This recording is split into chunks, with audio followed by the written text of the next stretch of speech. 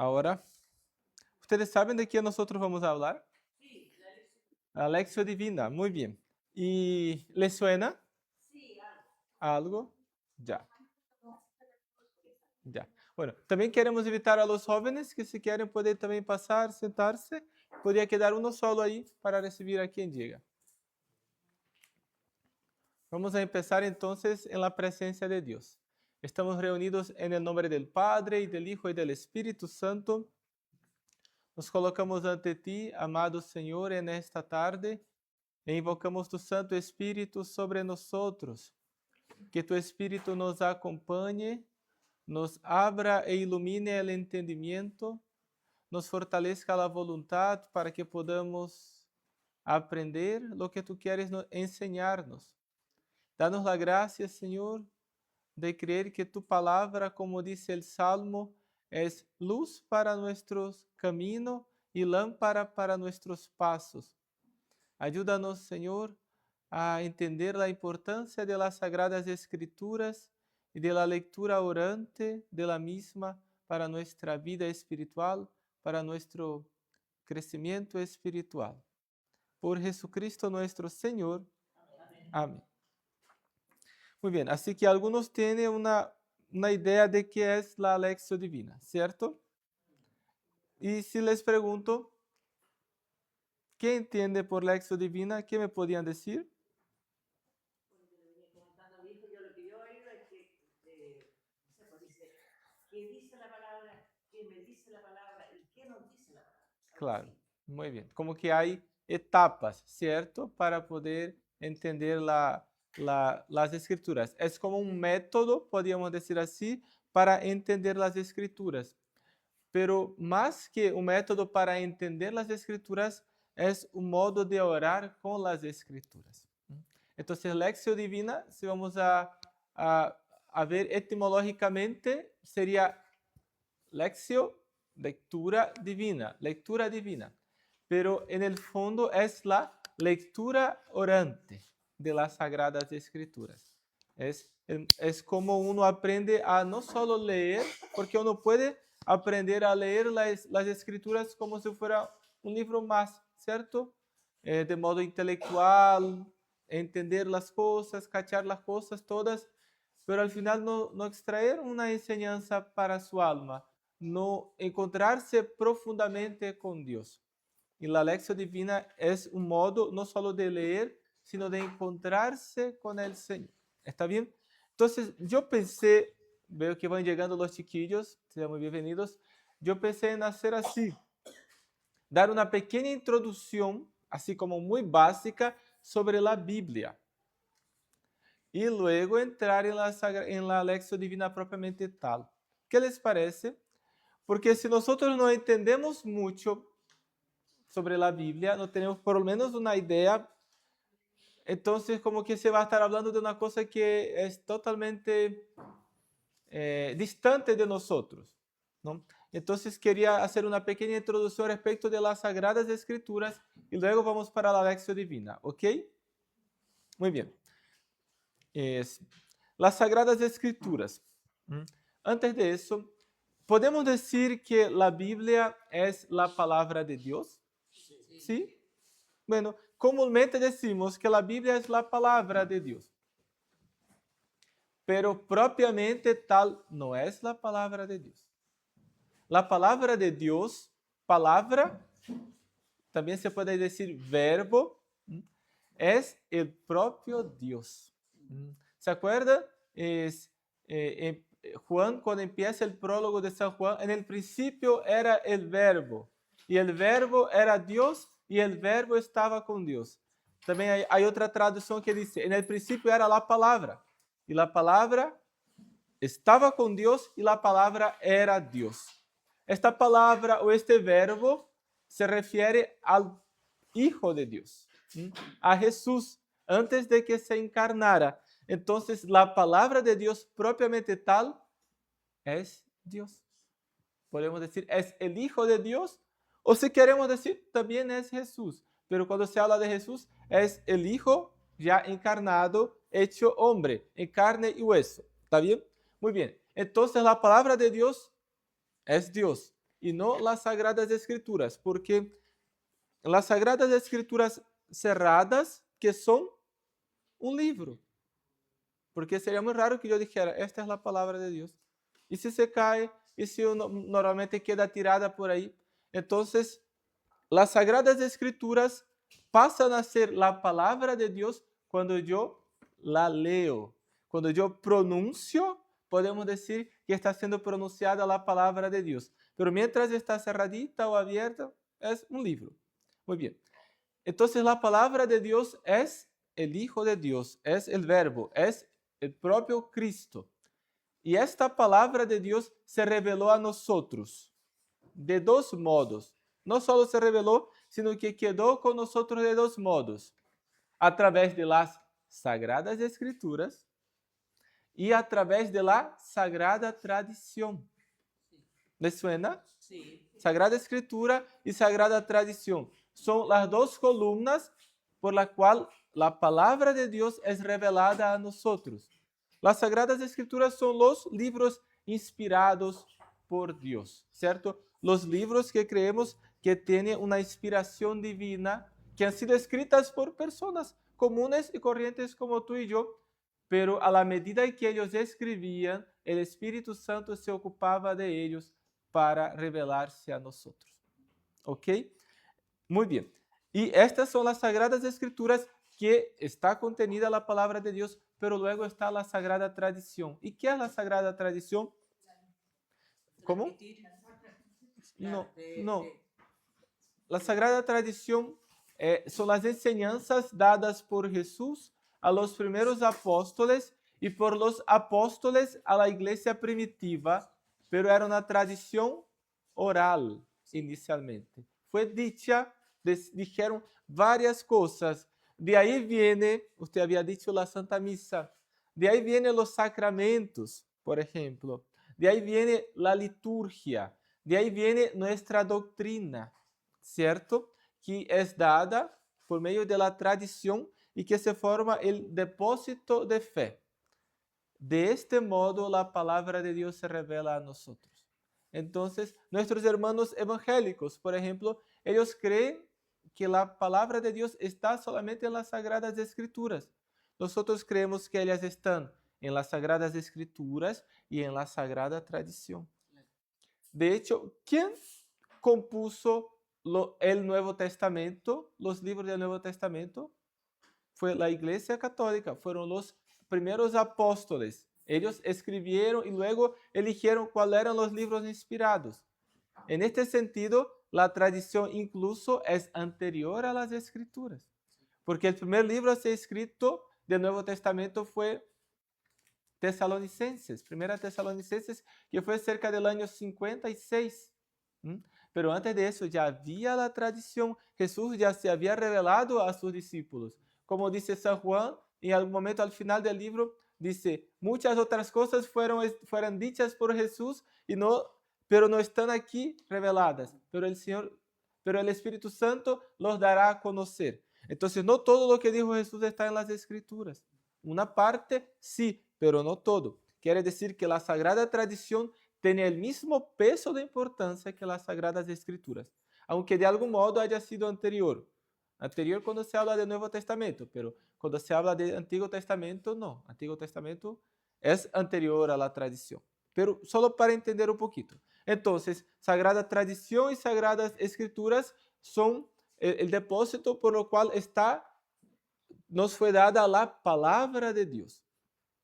Y es interpretada por la Iglesia a través del magisterio, Sagrado Magisterio, que son los obispos y los textos escritos por los papas en el decurso de los 2000 años. Muy bien, habiendo dado esta pequeña introducción de cómo se nos da la palabra de Dios a través de las Escrituras y de la tradición, vamos a resumir, vamos a sintetizar aquí la Biblia para entender y luego pasar a la lección divina. La Biblia, primero ustedes saben qué significa Biblia. Viene del griego, biblos, que significa libros, o sea, biblioteca, un montón de libros juntos. Primero, muy bien. Luego, la Biblia está dividida en ¿cuántas partes? Dos partes. ¿Cuál? Antiguo Testamento y Nuevo Testamento. Antiguo Testamento parte del Génesis, ¿cierto? Podríamos decir de la creación del mundo y va hasta el último profeta.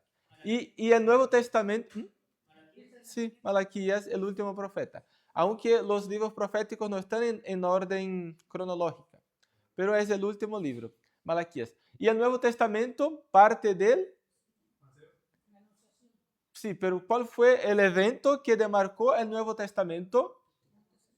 El nacimiento de Jesús, ¿cierto? Con el nacimiento de Jesús, que podemos decir también la encarnación del Verbo, el Verbo, segunda persona de la Santísima Trinidad, se volvió carne, se volvió hombre. En este momento partimos con el Nuevo Testamento. Fue el evento que marcó la historia. Existe un antes de Cristo y un después de Cristo. Nosotros estamos ¿en qué año? 2026. ¿Y por qué 2026? Porque creemos que Jesús nació a 2026 años atrás. La verdad, no necesariamente fue ahí. Después se hicieron un estudio y vieron que Jesús nació 4 años antes del año 1. Pero estos ya son detalles, ¿no? Lo cierto es que para que vean la importancia de Jesús, sobre todo para el occidente, estamos en el año 2026 porque hace 2026 años que nació Jesús. O sea, Jesús fue un evento histórico tremendo que cambió la historia de la humanidad. Muy bien, entonces está dividida la Biblia entre Antiguo y Nuevo Testamento. El Antiguo Testamento, voy a tratar de demostrarles aquí, es todo eso.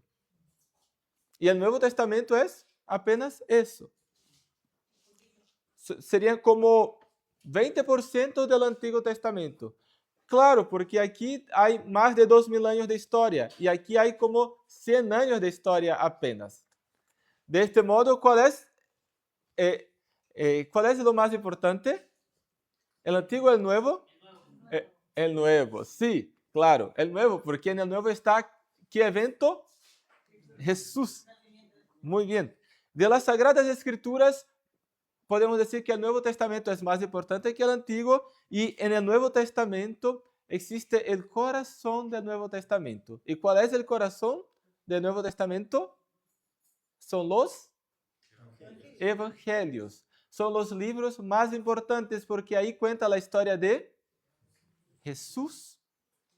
Y claro, después de los Evangelios tenemos Hechos de los Apóstoles que cuenta la historia de la iglesia primitiva y luego las cartas de San Pablo, luego las cartas apostólicas, ¿no? De otros apóstoles, Santiago, San Juan, y luego tenemos Apocalipsis, y con esto termina el Nuevo Testamento. Son 27 libros apenas.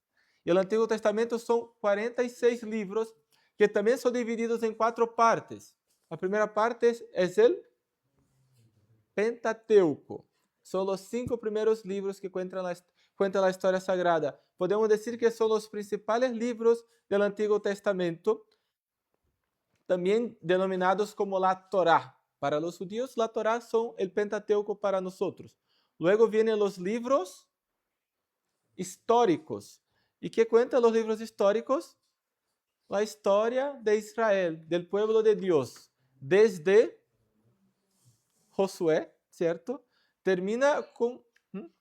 El Pentateuco termina con la historia de Moisés.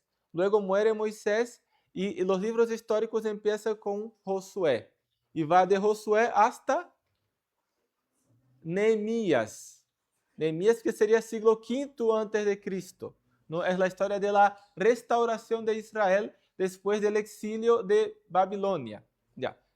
Muy linda la historia, ¿eh? Después tenemos los libros sapienciales. ¿Qué significa sapiencia? Sabiduría. Son los libros de sabiduría. Son los consejos que se dan a nosotros. Ahí está Proverbios, Sabiduría, Eclesiastes, Eclesiástico, Salmos, los Salmos, obvio, ¿no? Lamentaciones y Job, sí, eso. Muy bien. Entonces son los libros sapienciales que nos enseñan toda la sabiduría del pueblo de Dios, que es muy precioso y que es muy válido leer. Después, por último, están los libros proféticos, que no son libros propiamente históricos, aunque se habla mucho de la historia y tampoco es cronológico, pero nos presentan la historia de los principales profetas de las escrituras que vivieron durante, sobre todo, Primera Reyes hasta Segunda Reyes, que es cuando cuenta la historia de los reyes de Israel, y ahí estuvieron los profetas tratando de conducir al pueblo de Israel al camino ideal, ¿no? Porque el pueblo acabó apartándose muchas veces. ¿Cuál es el principal profeta del Antiguo Testamento? Claro, Isaías es uno de los profetas mayores, uno de los más importantes, y es el libro más grande, pero no sería Isaías, sería Elías. Muy bien. Claro, Elías fue el principal profeta, el padre del profetismo, ¿no? El primero que ejerció esta función. Muy bien. Aquí entonces como un resumen del Antiguo Testamento para tratar de entender. Se me perguntaram, Fray, como podemos fazer para começar a ler a Bíblia? Que nunca la leyó, como uno podia começar? Empezar del Gênesis? Se pode, pero normalmente uno acaba aburriéndose e não termina. Se queremos ler de modo mais compreensível, mais efetivo, assim, eficaz, devemos começar del coração, porque a vida de Jesus é o mais importante. Uno primeiro lê a vida de Cristo, passa a entenderla y luego va al Antiguo Testamento, porque el Antiguo Testamento es como una preparación para el Nuevo. Pero podemos empezar con los tres primeros evangelios que son Mateo, Marcos y Lucas. Estos son los evangelios sinópticos. Esta palabra rara viene del griego, sin, con el mismo, ópticos, mirada, ojos, con la misma mirada. São três livros, três evangelhos muito parecidos, que têm uma estrutura muito similar. Cuenta a história de Jesus, normalmente nascimento, vida pública, pasión, muerte y resurrección de Jesús. Muy importante. Luego uno podía saltarse Juan, el cuarto evangelio, porque es un evangelio muy complejo y muy teológico. Bellísimo, pero en el primer momento nos costará entender. Podía saltarse e ir para Hechos de los Apóstoles e ir leyendo como en orden de libros hasta el final, ¿no? Se leería las 13 cartas de San Pablo, luego Santiago, San Pedro, las 3 de San Juan, y vendría Apocalipsis. Apocalipsis igual es un libro un poquito difícil de entenderlo porque es un libro codificado. San Juan escribió ya viejito en una isla y tenía que escribir en códigos para que no se le descubriera lo que él estaba hablando. Entonces, no es tan fácil de entender. Uno puede leerlo igual, pero podía tal vez ir para el Antiguo Testamento y ahí empezar de Génesis y seguir. ¿Está bien? Normalmente San Juan y Apocalipsis uno deja para leer cuando ya tiene una mejor comprensión de las Escrituras. ¿Ok? Bueno, con esto damos concluida la primera parte, que sería una pequeña introducción a lo que es la Biblia. Es porque no es fácil entenderla. Es un libro que fue escrito a por lo menos 2000 años atrás y fue escrita en un otro contexto. Entonces, también las Escrituras o la Biblia son un libro criptografado. Es un libro que uno necesita tener un conocimiento previo o una base para entenderlo, sino como que no va a cachar. Pero sabemos que el Espíritu Santo, cuando uno se abre a la fe, lo primero que Él nos hace es poder leer y poder entender las Escrituras, ¿no? No cuesta estudiar un poquito, nos dará una base. Normalmente las Biblias, esta Biblia que tienen ustedes, ¿todos aquí tienen Biblia? ¿No? Ya. Los invitados, ¿todos la tienen? Sí. Ya, muy bien. Los demás no, podemos ver después si podemos. ¿No? Les damos para que compartan entre los que tienen la Biblia. ¿Está bien? ¿Mm? Es que les podríamos dar por lo menos para que, sí, les vamos a compartir. ¿Ah? ¿Sí? Ya se dio. Ya se dio. Ya.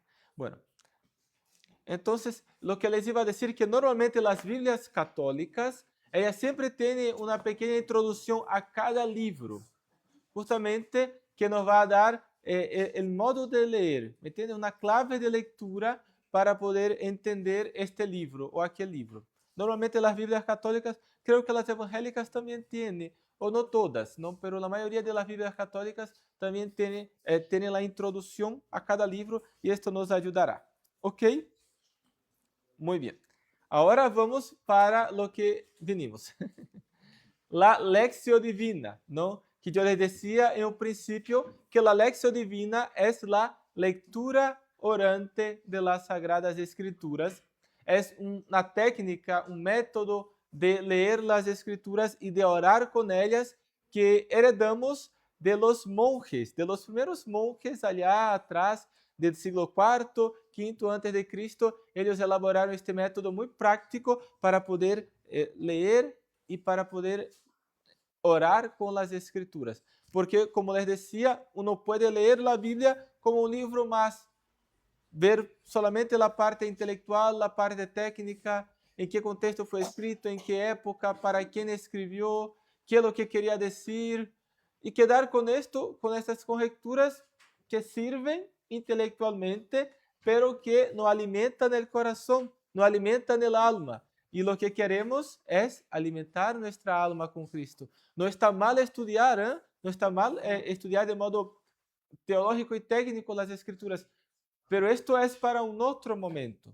Si yo quiero absorber, si yo quiero encontrarme con el Señor, yo no voy a buscar entenderla puramente racionalmente, de modo racional. Yo voy a tratar de sumergir en lo que el Señor quiere para mí a través de las Escrituras. Entonces, la lección divina se da normalmente en 4 pasos. Son como los 4 pasos tradicionales por lo cual se hace la lección divina. ¿Podrían decirme cuáles?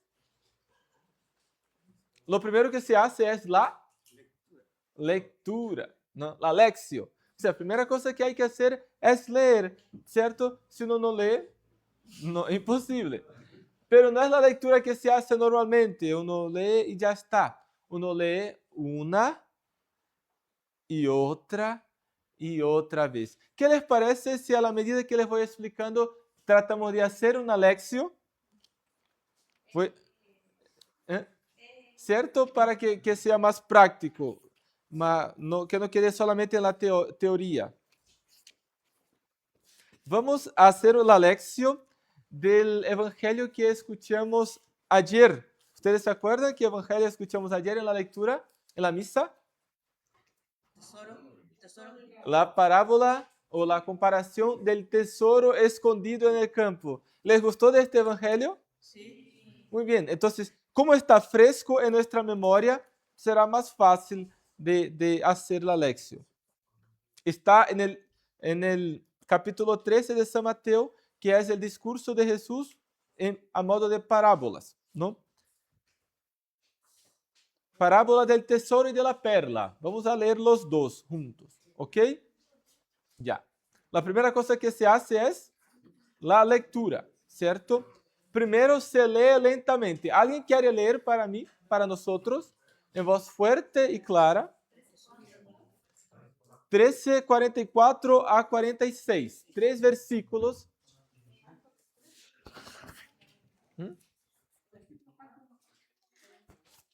Capítulo 13, versículo 44. Página. No, cada uno tiene una página. La 36.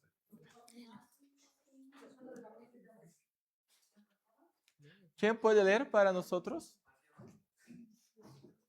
¿Sí?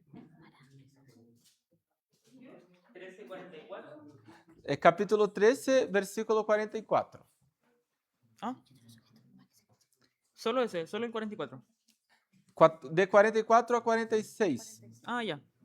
El reino de los cielos es como un tesoro escondido en un campo. El hombre que lo descubre lo vuelve a esconder. Su alegría es tal que va a vender todo lo que tiene y compra ese campo. Aquí tienen otra figura del reino de los cielos, un comerciante que busca perlas finas. Si llega a sus manos una perla de gran valor, se va, vende cuanto tiene y la compra. Palabra de Dios. Te alabamos, Señor. Muy bien, entonces aquí nuestro hermano Dani leyó. Ahora yo invito a que cada uno pueda leer dónde está, de modo lento, de modo tranquilo, para tratar de asimilar un poco más. ¿Qué les parece?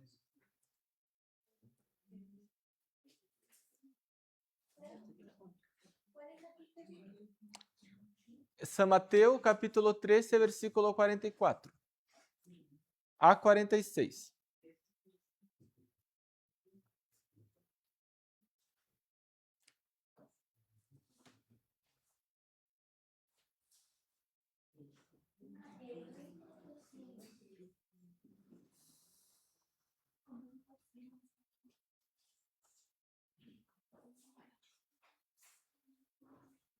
Y yo les voy a hacer preguntas.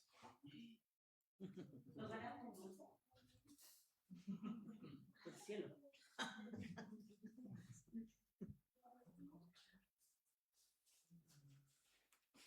¿Vamos bien?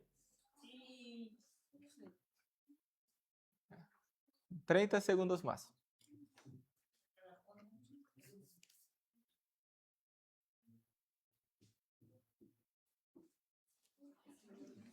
Bueno, entonces estamos todavía en la primera etapa, la etapa de la lectura. En la lectura uno podía preguntarse, ¿quién es el que habla? ¿Me responden? Jesús. Es una parábola y Jesús está hablando. Muy bien. ¿Y a quién Jesús habla? A sus discípulos. Muy bien, Jesús hasta entonces estaba hablando a la multitud, pero ahora está hablando a un pueblo, un grupo más pequeño de personas. Muy bien. ¿Y qué palabras se repiten ahí? ¿Hay algo que se repite? El reino. Muy bien. Entonces, cuando va a hablar, va a hacer las dos comparaciones, dice, el reino de los cielos es semejante a un tesoro escondido y luego el reino de los cielos es semejante a Una perla. una perla. Muy bien. Entonces hay cosas que se repiten. Y la parte final se repite también.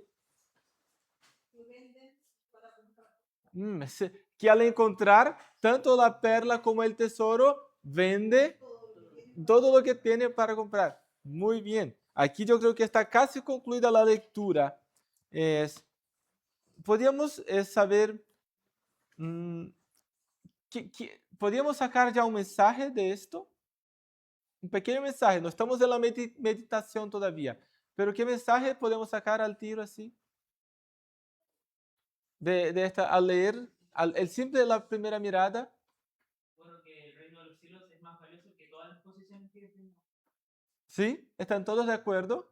Sí. Ya, súper. Vamos para el paso siguiente, muy importante también. Primero preguntamos quién hablaba. Jesús. Luego, ¿a quién habla? Ya, a sus discípulos. Vamos entonces para la segunda etapa, que es la meditación, ¿cierto?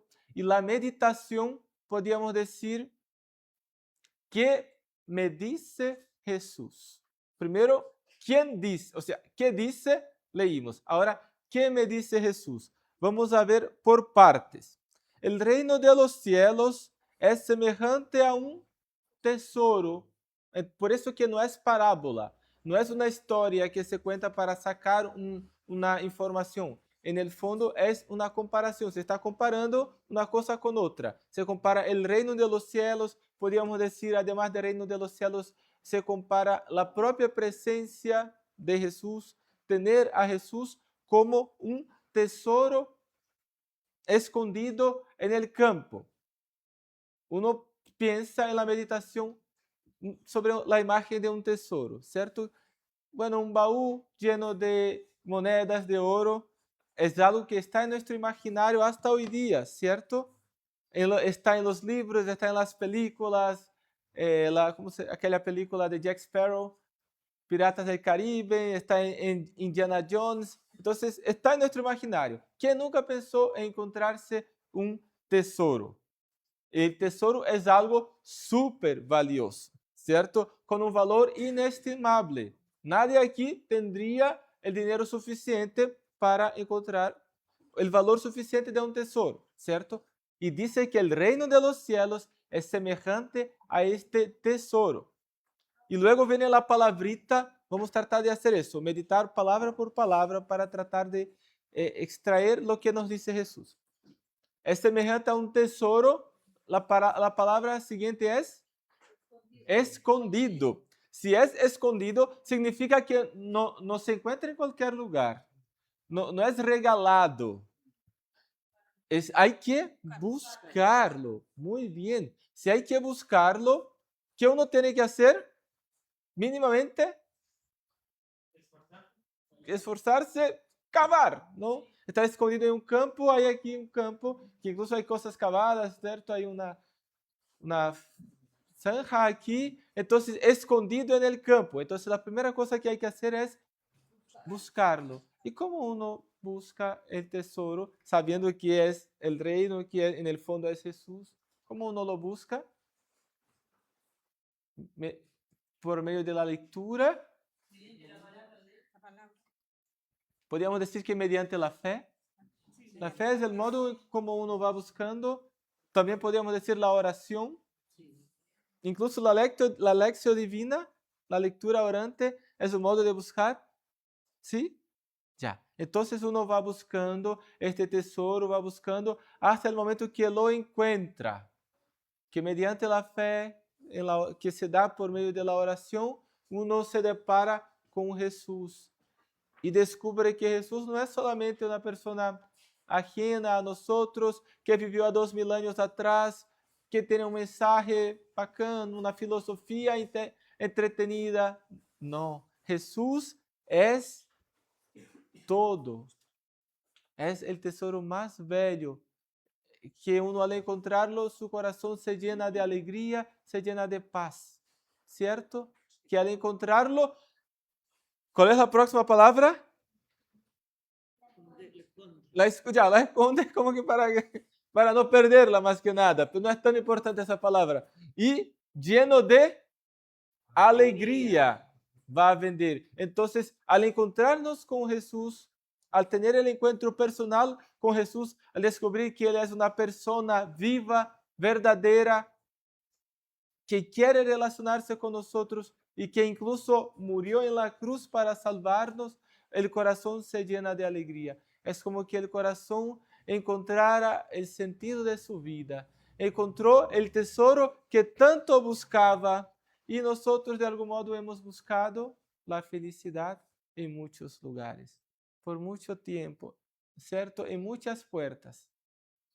Y en algún momento hemos encontrado este tesoro. Y al encontrarlo, el corazón se llena de alegría, al punto que uno es capaz de ir y vender todo lo que tiene. O sea, si vamos a ver, es carito también. O sea, vale todo lo que uno tiene, ¿cierto? Para encontrar este tesoro. Entonces, pero claro, aún todo lo que uno tiene es poco delante de todo lo que es y todo lo que nos puede dar, pero aún así cuesta. Por eso no todos son capaces de vender todo, ¿cierto? Ya. Entonces yo creo que uno podría incluso ir meditando más. Podríamos hacer las mismas comparaciones con respecto a una perla, ¿cierto? Entonces, esta es la meditación. Uno trata de ir meditando palabra por palabra y tratando de descubrir qué es lo que nos dice el Señor con esto. Ya, va a vender todo lo que uno tiene. ¿Es fácil? No. Muchos llegan, van a la iglesia, ¿cierto? Y llegan hasta el punto de encontrar el tesoro. Lo encuentra, se alegra, ¿cierto? Uno se llena de entusiasmo, pero cuando sabe que es necesario vender, que es necesario renunciar a una serie de cosas que quizás no agradan al Señor, muchas veces uno queda ahí. uno no avanza, no da el paso siguiente de ser capaz de vender todo. Pero, ¿será que Jesús quiere realmente que tú vendas todo lo que tienes? Probablemente no. Cuando leí este texto, a mí me llegó de modo literal. Bueno, yo no tenía mucho, pero el Señor me llamó a dar todo lo que tenía y seguirlo. No a todos sucede así. De hecho, a una gran minoría sucede así. Pero a la mayoría, aunque uno no tenga que vender todo, uno tiene que entender que Jesús es el tesoro que ilumina a todo lo demás. Es la luz que ilumina todas las demás cosas que tenemos, porque seguramente hay cosas que para nosotros son preciosas, ¿sí o no? Por ejemplo, nuestra mamá es un tesoro. Nuestros hijos, nuestra esposa, nuestra polola, nuestro pololo, son cosas preciosas para nosotros. Nuestra casita, no sé, un libro que uno tiene, ¿qué más? Hay varias cosas que para uno da un gran valor, un valor emocional, un valor sentimental. Cuando llegamos a las misiones, el Agustín trajo su taza, ¿cierto? Él vino y trajo su taza y la abrazó así como que es mía. Y toma su té en la taza. Si vamos a considerar cuánto vale, no vale tanto, pero para él tiene un valor, ¿cierto? Incondicional. Muy bien, entonces hay muchas cosas que apreciamos y que nos apegamos. Bueno, muy bien, pero necesitamos entender que Jesús es el tesoro más elevado y que todas las demás cosas son importantes, son bellas y valerosas desde Cristo, a partir del Señor. Cuando yo descubro el valor del Señor en mi vida, todas las otras cosas van adquiriendo el real valor. Y descubro que quizás hay cosas que yo doy mucho valor, que quizás no son tan importantes así. Poco a poco el Señor quiere ir ordenando nuestro interior y ayudándonos a descubrir. Fernando. Ahora que estaba hablando de esto, como que me acordé del versículo de la palabra cuando va a Jesús, un hermano que le dice, ¿qué tengo que hacer como para entrar al reino de los cielos? Y Jesús le dice, él le dice que ha honrado a su madre, a su padre, según la ley de Moisés, pues en resumen, pero él dice que le falta una cosa, que es como vender la riqueza que él tiene para dársela a los pobres. Va, vende todo lo que tienes y da a los pobres. Y luego, y sígueme. Sí, como que quedó choqueado, por decirlo así. Y él quedó choqueado. Sí, Él como no que- se fue. Muy bien. Fue triste. Esta es la parábola del joven rico. Muy bien. Y es justamente Sí. la parábola o el pasaje bíblico que contrasta con este aquí. Mira la diferencia de este joven que Jesús habla, que al encontrar el tesoro lleno de alegría va a vender todo lo que tiene, con el joven rico que al descubrir que también era llamado, al encontrar con el tesoro, también fue llamado a vender todo lo que tenía, pero no fue. Y quedó triste, ¿cierto? Incluso no sabemos su nombre. Puede ser que él sería uno de los 12, pero no fue capaz de vender todo lo que tenía. Entonces, de algún modo, a todos nosotros el Señor nos invita a esto, a ir, vender todo lo que tenemos, poner a Jesús en primer lugar, ¿no? Y seguirlo. Hermano, Entonces, hermano, pero me parece que antes había otra pregunta o consulta, no sé. ¿Ah? Oh, ¿quiere yo? Sí.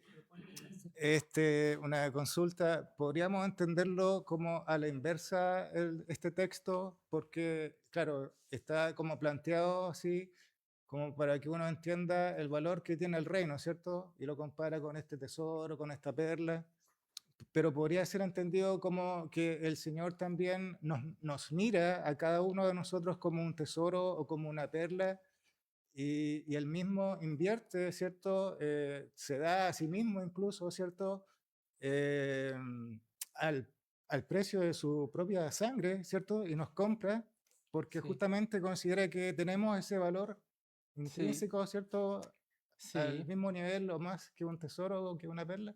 Sí, sí, totalmente. Ujú. Yo creo que sí. Y esa es lo bacán de la meditación de esta lectura orante, porque nosotros estamos haciendo un abordaje, pero uno puede hacer un abordaje que quiera, ¿no? Y según su necesidad o según le inspira el Señor, uno puede mirar. Entonces puede verse como este tesoro, que no será un tesoro como Dios, no nos podemos Claro, comparar, claro. pero de lo que hay aquí en esta tierra, realmente el ser humano es el ser más digno y de más elevado valor. Valemos mucho más que cualquier cosa.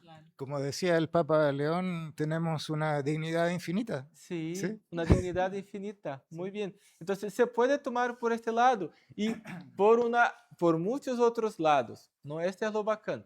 Entonces, muy, muy bueno. Y ahí entonces podríamos decir que la meditación está como concluida. Uno siempre podrá meditar, porque estas 4 etapas no es que se tiene que hacer una, luego otra, luego otra. Se indica, pero uno puede estar en la tercera etapa y descubrir un detalle de la segunda que no se había dado cuenta. No puede estar en la etapa final y volver a la tercera. No tiene que ser tan sistemático, tan cuadrado así, porque acuérdense que es una lectura orante y estamos orando con las escrituras. Bueno, llegamos entonces a la tercera etapa, que es la etapa de la oración propiamente tal, ¿no? Después de haber meditado y de algún modo descubierto lo que me decía Jesús por medio de la meditación, Jesús me dice que Él es el tesoro, también me dice que de algún modo yo soy un tesoro para Él. Ahora llega al momento de orar, ¿cierto? Y esta oración sería mi respuesta para Dios. ¿Mm? Entonces ya, después de escuchar de Él y de entender que Él es el tesoro, que yo soy llamado a llenarme de alegría, ir, vender todo lo que tengo para comprar a este campo y que ahí está el tesoro. ¿Qué respuesta doy al Señor? Ahí es mi oración, ¿no? Cuando estoy ahí con la Biblia, yo empiezo a decir algo al Señor. ¿Qué podríamos decir? Que le vuelvo a ser el Señor. ¿Mm? Vale la gracia por su inmenso amor. Darle la gracia, sí, pero de algún modo Él me pidió algo. O sea, Él me desafió a algo. Yo, A seguirlo. ponerme a su servicio, a su disposición. Yo creo que podíamos, primeramente, en la oración reconocer nuestra pobreza. ¿Mm? Sí, reconocer, Señor Jesús, tú conoces mi corazón, conoces mi nada, conoces que soy muy frágil y, y tengo muy poca capacidad de renunciar, porque así somos, ¿cierto? ¿Cómo me costaría, Señor, vender las cosas que tengo? ¿Cómo me costaría desprenderme de algunas cosas que amo y que quizás no te agradan? Reconocer primeramente, Señor, aquí está mi corazón, pobre, frágil, necesitado y dependiente de ti. Pero yo te pido, dame la gracia de poder ser capaz, primero de encontrarte, porque vimos que para encontrarlo uno tiene que cavar, buscar, esforzarse, de algún modo ejercitarse en la fe a través de la oración. Señor, dame la gracia de encontrarte por medio de la oración. Y al encontrarte, amado Jesús, permítame la, la fuerza necesaria para ir vender todo, desprenderme de todo lo que no te agrada, para poder poseerte. No es fácil. Estamos hablando aquí de un cambio total de vida, porque el Señor no nos pide mucho, tampoco poco, nos pide todo.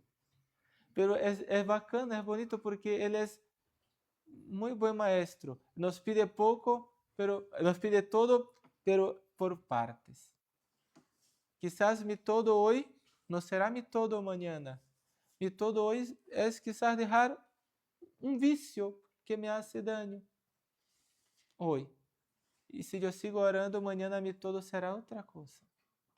Será darle más tiempo, cada vez más tiempo. Y Él me va a pedir cada vez más, pero no tenga miedo. No, fraile, porque si yo empiezo a orar mucho, y si Dios me llama para consagrarme, Dios que me libre. Uno puede pensar, pero no es así, el Señor llama a los que quiere. Tú puedes tener la vida más entregada del mundo, si el Señor no te quiere para Él, no te preocupes, ¿cierto? Aquí no está Karen, pero un día escuchen su testimonio. Y digo eso porque a veces es la cosa que impide a los jóvenes de entregarse más, es el miedo de lo que Dios le va a pedir. No tengan miedo. Cuando Karen cuenta su testimonio, ni sé si puedo decir aquí, no está ella, pero ella tenía 23 años y quería mucho ser monjita. Ella quería, porque le encantaba la oración y le encantaban las cosas de Dios. Y ella estaba creyente que sería monjita. Y un día se despierta con una voz, no serás monja. Ella quedó impactada porque creía que el Señor la quería para esto, pero descubrió que no la quería. Y aceptó la voluntad de Dios. Bueno, se va a casar el próximo mes. Y yo creo que fue una persona que no cansó de entregarse, siguió entregando y sigue entregándose a Dios, ¿cierto? Con todo lo que puede. Es para decirles, no hay un camino más lindo que este. No tengamos miedo de lo que Dios quiere para nosotros, porque lo que Él quiere es lo mejor. La voluntad de Dios es lo mejor para nosotros, ¿no? Y Él nos invita entonces, nos invitará siempre a dar más. Pero no va a coartar nuestra libertad. Cuanto más doy, más poseo. Este es lo grandioso. Yo dejo todo por Jesús, que para el mundo no es nada. Y al encontrarme con este nada, descubro que Él es el todo. Más bello y más importante que cualquier cosa que hay en este mundo. Así que, bueno, estamos en la oración, ¿no? Entonces esto todo es para motivarnos a orar y a entregar nuestro corazón a Jesús y ser capaces de, en nuestra pobreza, en nuestra limitación, que a veces nos cuesta incluso entender un texto.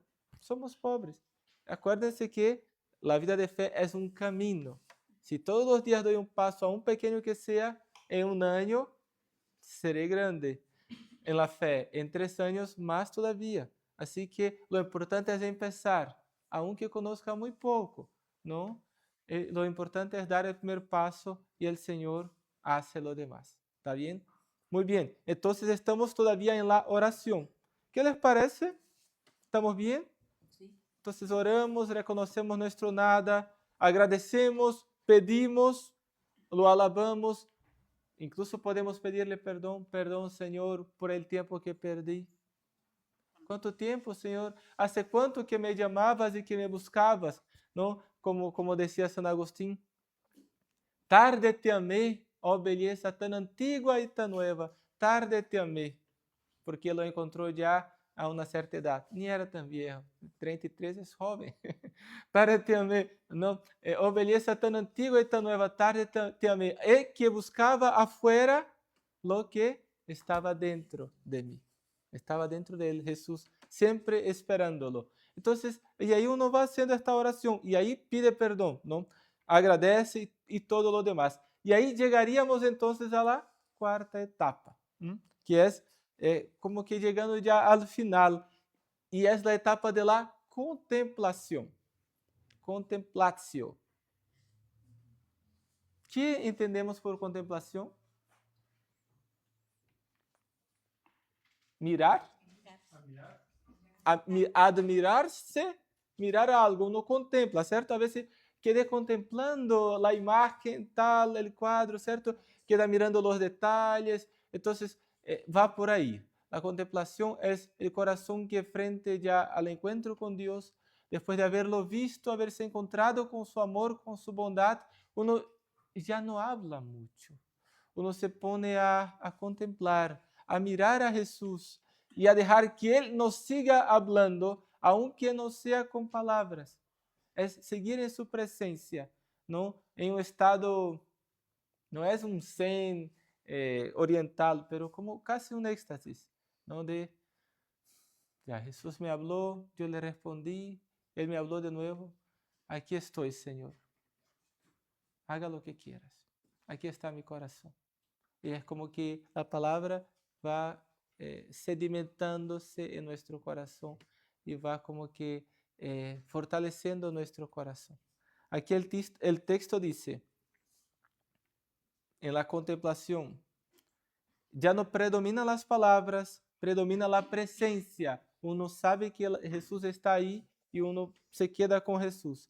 Permanecemos en silencio delante del Señor. Dejamos que Él actúe, que Él siga rompiendo las barreras, ¿no? Las barreras que se levantaron en la meditación, en la oración. Le presenté un montón de dificultades.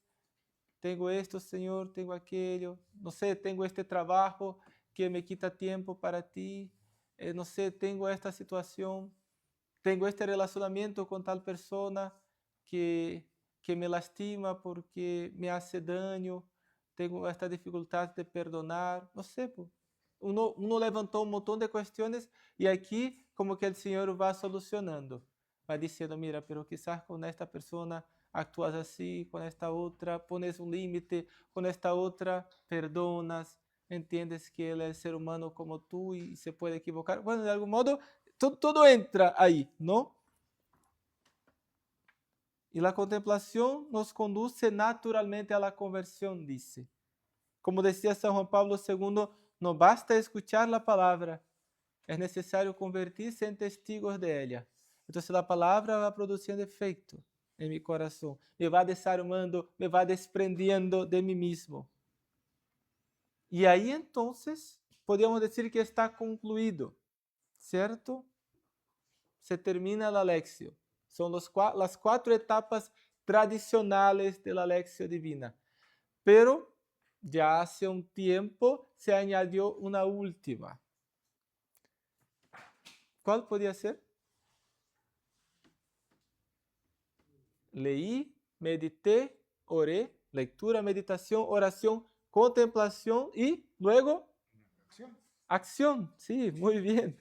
Entonces después de un montón de cosas que Dios me habló, que yo le hablé, incluso uno puede decir no, decirle, no, Señor, es mucho para mí, no quiero, no hay problema. Uno puede decir y negociar con Él. Quizás tú no estás preparado todavía, pero sea honesto con Él y diga, Señor, no puedo todavía, pero ayúdame a que un día pueda. O decir, Señor, no quiero, pero haga lo que tú quieras. Y uno se dispone, como la parábola de los 2 hijos, ¿se acuerdan? Habían 2 hijos, el padre mandó que los 2 fueran a trabajar. Uno dijo, Que sí, pero no fue. Y el otro dijo, que no. pero, ¿cuál? Y ahí Jesús pregunta, ¿cuál de los 2 cumplió la voluntad de su padre? El segundo, que dijo no y luego fue. Fue honesto, dijo no, porque quizás, como en mi caso, cuando Dios me llamó a la vida consagrada, dije no, porque me asusté, es mucho para mí, estás loco. Pero luego el Señor siguió hablando y luego fui. Porque me di cuenta de que no podía escapar. Y había una lucha desigual, ¿no? Y poco a poco el Señor me fue desarmando y fue descubriendo que era lo mejor para mí y era lo que me hacía verdaderamente feliz y soy muy feliz, ¿no? Entonces, de algún modo, uno puede negociar con tal que quiera hacer la voluntad de Dios al final. Ya. Entonces, llegamos ahí al final de la contemplación y luego vamos al paso de la acción. Después que Dios me habla, soy invitado a responderle de modo práctico. Vamos a ver qué dice el texto. Actio, actuar. La pregunta es, ¿qué voy a hacer hoy para vivir esta palabra? La lección divina termina cuando el Evangelio se convierte en vida. Algunos ejemplos, ya. El Señor me invita a reconciliarme con alguien, que me peleé, que le chispeé los dedos, no sé. O simplemente que me hirió, que me hizo daño, me invita a reconciliarme. ¿Puedo reconciliarme hoy con esta persona? ¿Está en mis manos? ¿Mi corazón está abierto ya para eso? ¿O empiezo reconciliándome en mi corazón, perdonándole aquí adentro, empezando a orar por esta persona? Ya sería algo. La oración es un acto bello de amor, ¿cierto?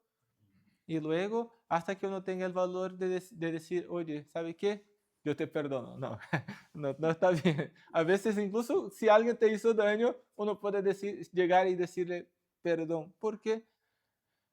porque tuve una mala comprensión, no sé, de lo que me dijiste, pero trata de acercarse y buscar una forma de reconciliarse. Luego, no sé, otro ejemplo, visitar a una persona que necesitaba de ayuda. Por medio de la oración, Dios me hizo recordar de un ancianito, un vecino, de un familiar mío que quizás hace mucho que no lo visito y que me necesita. ¿Mm? Perdonar, dice también, ¿qué voy a hacer para vivir esta palabra? Dejar un pecado. Uno vio en la oración, fue iluminado y se dio cuenta que tal comportamiento no agradaba a Dios, no nos hacía bien, y el Señor me invita a dejarlo. Pido al Señor la gracia y de modo práctico lo dejo. Pero es algo que uno hace con sus fuerzas, pero no solo con sus fuerzas, mediante la gracia de Dios. Solamente la gracia nos permite romper con lo que nos hace mal. Después ayudar a un necesitado, ir al encuentro de alguien, hacer una obra de caridad, rezar más, disponer ya a partir de hoy, voy a empezar a ir a la misa todos los domingos, porque descubrí que el domingo es el día del Señor y que yo debo santificar el día del Señor, yendo a la misa, descansando, estando con mi familia. Así santifica el día del Señor. Muy bien, entonces como que son varias cosas que uno puede decidirse de modo práctico, y todas ellas uno será iluminado en la lectura, en la oración, en la meditación, y luego será llamado a actuar. Y si empezamos a hacer esto, hermanos, todos los días ustedes verán que Dios hará prodigios en sus vidas, milagros. Ustedes serán tremendos cristianos. No habrá imposible para ustedes. Cosas que hoy son muy difíciles para ustedes. Si ustedes hacen esto, empiezan a hacer la lección divina todos los días, 20 minutos para empezar, luego 30. Puede empezar con 10, no pasa nada. Pero puede ir subiendo, 20, 30. Creo que de 30 a 40 minutos es un tiempo bueno para hacerla.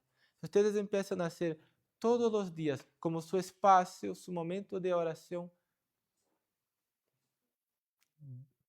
Dios sabe lo que será. ¿En qué se volverá? Ustedes serán aquello que Dios soñó para ustedes. ¿Qué Dios soñó para ti? ¿Cómo Dios te ve? Yo creo que te ve como un gran santo, una gran santa, alguien con un amor tremendo por Él y por los demás. Y para que lleguemos ahí, empecemos con la oración, con la lección divina. ¿Qué les parece? No es tan difícil, o sea, sí, es todo, no estamos hablando de todo, pero para empezar no es tan difícil así, ¿cierto? Bueno, así es, queridos hermanos. Hay un texto de Isaías que dice, la palabra que sale de mi boca no volverá a ella, a mí vacía, sino que realizará aquello para lo cual la envié. Cuando se lee la palabra, ella nunca vuelve vacía.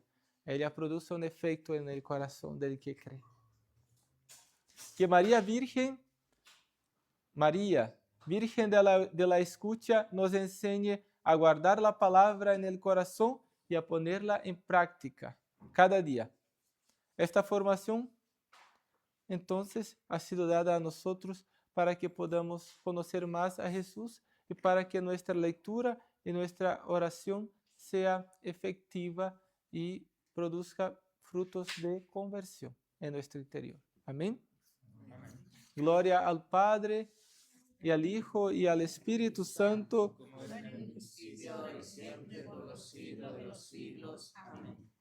En el nombre del Padre, del Hijo y del Espíritu Santo. Amén. Queridos hermanos, ahora son las 4:30. Están todos invitados a participar de la Santa Misa a las 5, ¿puede ser? Ya, a las 5. Esto sería. Muchas gracias a todos y que Dios les bendiga. Tenemos un recuerdito que fue preparado para ustedes. Y esto sería.